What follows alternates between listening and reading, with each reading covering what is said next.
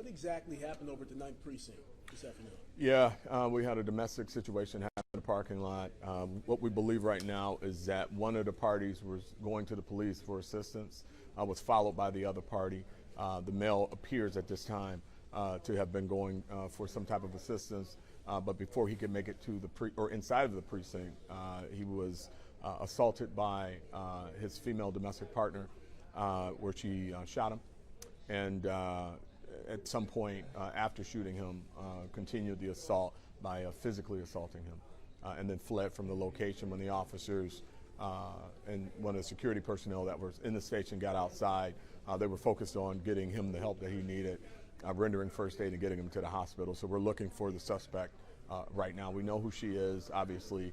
We've got good information on who she is and where she could be located, and we're out looking at those locations right now.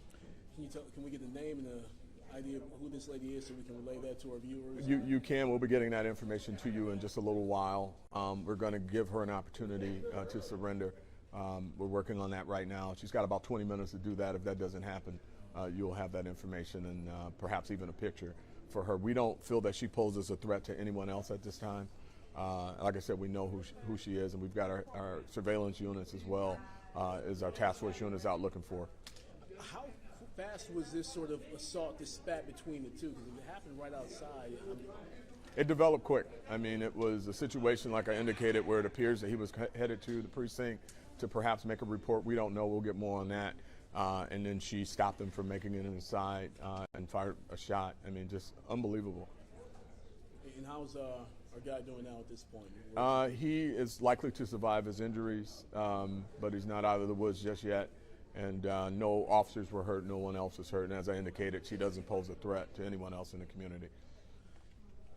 And these domestic situations obviously can be the most volatile sort of situations, and then you get firearms involved. It escalates pretty quickly and severely. Everybody's got a gun, and unfortunately people impulsively use them, and we find ourselves dealing with these situations all too often.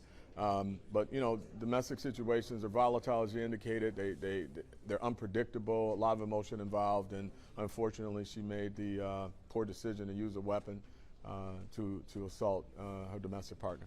They had some history with Don't know about the history yet. We're looking into that. And like I said, this just happened a couple hours ago, so we're unpacking all that now and doing a workup on her as well as the victim.